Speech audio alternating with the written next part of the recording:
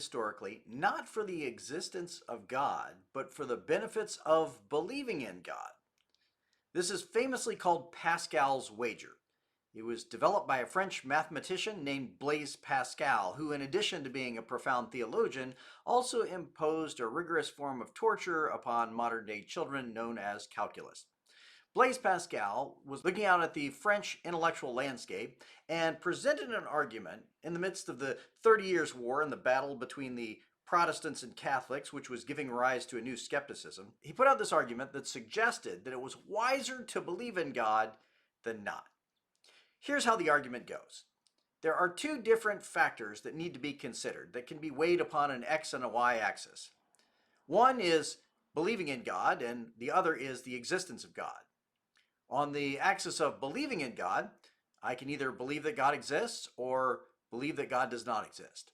And on the axis of God's existence, either God does turn out to exist or in fact God does not exist. Pascal says just consider this like you would consider any other matter of probability or perhaps any kind of gambling you might do.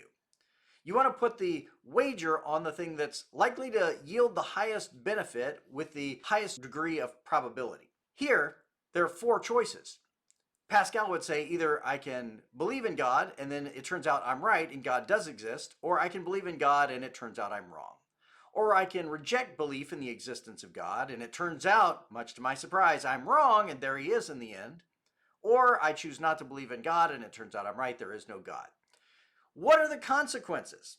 Well, Pascal says if I believe in God and there is a God, I get the highest possible reward.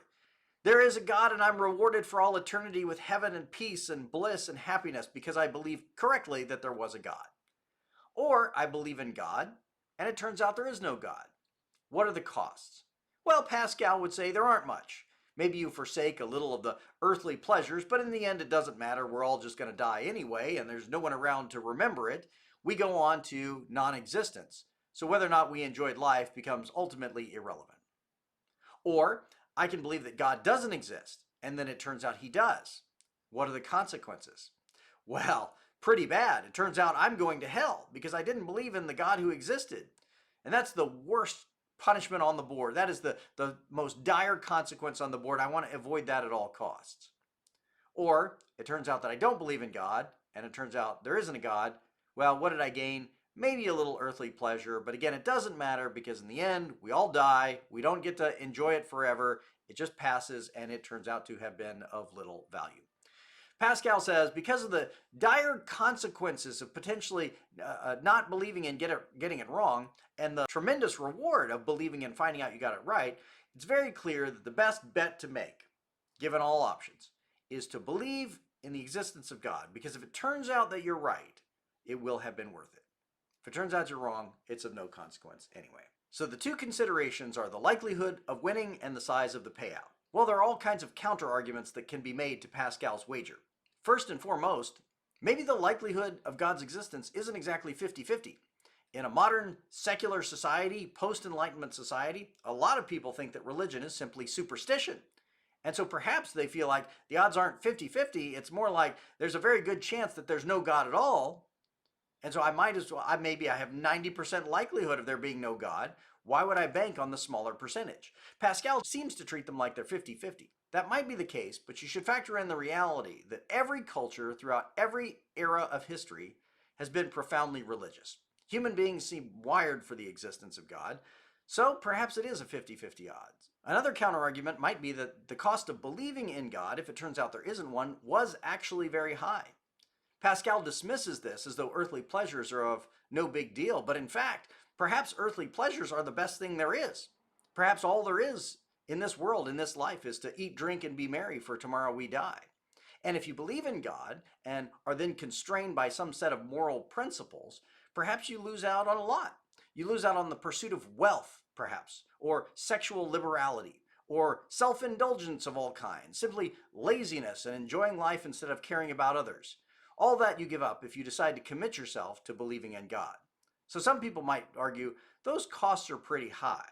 After all, it seems like one of the greatest challenges to people who really are religious is sticking to the thing they say they believe in. The temptations of the world are so great, they often turn aside from it. Our very definition of justice is changed by belief in the existence of God.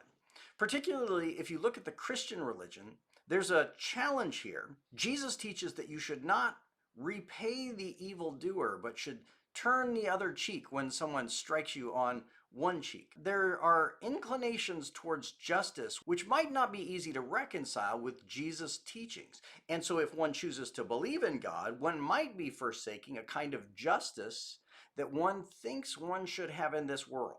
Another very easy argument to point out is that Blaise Pascal seems to think that we all know which God we're talking about. But in fact, there are lots of religions in the world. And if you choose to believe in God, but you get the wrong one, well, how is the real God going to feel about that? Maybe simply believing in God isn't sufficient to satisfy the God that's actually up there, or God's plural. What if I get the wrong one and find out I'm standing in the face of a God who says, I don't care that you believed in gods, you had to believe in this one in particular? Some would say the argument simply isn't compelling anyway. Even if the probabilities are correct, it doesn't make one believe in God. I can't force myself, I can't will myself to believe that there is a God if I've seen no compelling evidence that there is one. I can't simply, from pragmatic concerns, decide I'm going to land on belief just in case it's a good bet, because in the end, I don't really believe that there's a God there anyway. So if you're not in a position of believing, trying to argue it from probabilities and pragmatics is not necessarily a compelling argument. Furthermore, maybe God doesn't reward somebody who gambles this way. Maybe God wants a sincere, authentic commitment, a real belief in God, motivated by love and self-sacrifice, motivated by a deep commitment to theism or a supernatural kind of faith. Maybe the pragmatic gambler who says, I think this is in my best self-interest, doesn't compel God to let him in because God wants a kind of selflessness that the gambler doesn't have. Those are all valid and good arguments against Pascal's wager. But now the problem with those arguments is they're not taking Pascal on his own terms. They're taking this argument as though it were written to be a universal, compelling case in all times and places, when in fact, Pascal was probably addressing a specific audience. This argument is written in context, and you have to think about the context in which Pascal was writing. Pascal was writing to 17th century France, which is very different than 21st century secular America. In France of the day, the country was widely Catholic and very committed to the church. The Holy Roman Emperor, the King of Germany, was also the governor or the first among equals of all the kings of the Catholic countries. And the Holy Roman Emperor could summon armies to the cause of the church. The church had teeth at that time. If you looked around the landscape of your peers, all of them claimed to be Christian in one way or another. Atheism could be persecuted. Jews and Muslims, if you happen to know any of them, were absolute outcasts among a lot of Christian culture. From the 1400s down as late as 1834, the Spanish Inquisition was still going on. I mean, the church was literally persecuting people, torturing people to get them to convert to Christianity. And it did so with immunity because the church was the government. This was all before Enlightenment. Descartes, Voltaire, the great philosophers, David Hume, the skeptics, none of these had arisen in the landscape yet. This is on the heels of medieval Europe, in which the church was all there was. For 1,000 years, if anyone read anything, they read the Bible and the writings of St. Augustine. Pascal is actually a philosopher at the end of the Middle Ages, but before his time, in the sense that he was at the forefront of a burgeoning rationalism that would break out across Europe. He's part of the seeds of the Enlightenment. Likewise, he's writing in a context in which most people are not literate anyway. They can't read and weigh out various options. They didn't have an internet to look at. According to James Van Horn Melton, who's a professor at Emory University, in this era of French history, in 17th century French history, at most 29% of the male population was literate and about 14% of the female population, meaning that most people couldn't read the Bible to think the arguments through on their own. You're surrounded by a Christian culture. You have a dominant Christian government and Christian church ruling over you. The culture is saturated with Christianity, and all authorities that you know and respect point towards the Bible, the church, and to Jesus. You're not looking at this from a skeptical, neutral point of view in any way.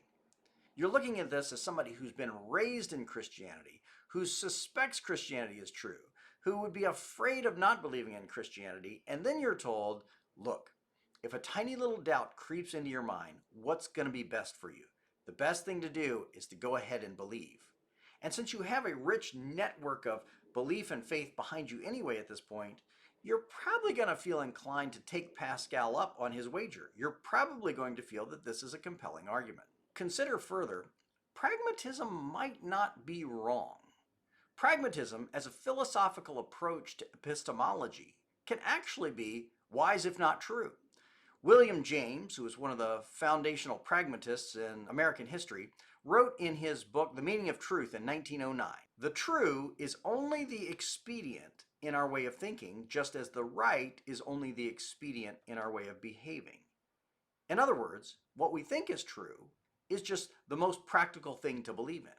Pragmatism, James would argue, undergirds our thinking about truth whether or not we realize that's what we're doing. So for Pascal to say, hey, you need to think pragmatically here, he may be appealing to the kind of procedural reasoning that all of us are doing anyway when we make decisions. Modern psychology has reinforced the idea that most thinking is not purely rational, it's girded by bias. It's founded on perspective. And our bias and our perspective are fundamentally pragmatic. We're in it for ourselves. So even if we look at Pascal's argument and try to reject it, the fundamental reality is we're all starting from a pragmatic point of view anyway. So perhaps Pascal knows us better than we do. And finally, fundamentally, psychological studies have shown that religious people tend to be happier than non-religious people. If what you're after is a happy life, psychological studies have suggested that people who are religious are happier, they're healthier, they give more to charity, they spend more time in altruistic charitable work.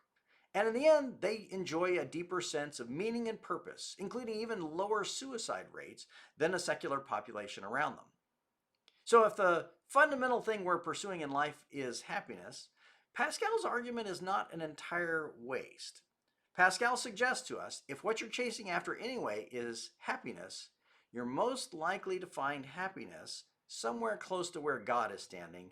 You might want to head in his direction anyway. So in the end, Pascal's argument is not designed to be a compelling proof of the existence of God, like the cosmological argument or the argument from design or the moral argument. It's not meant to build a strong case for the existence of God. It's simply meant to suggest that if we're out there considering what worldview we might take up, the theological worldview is not one we should pass over quickly. That's Pascal's Wager. I hope that's been helpful.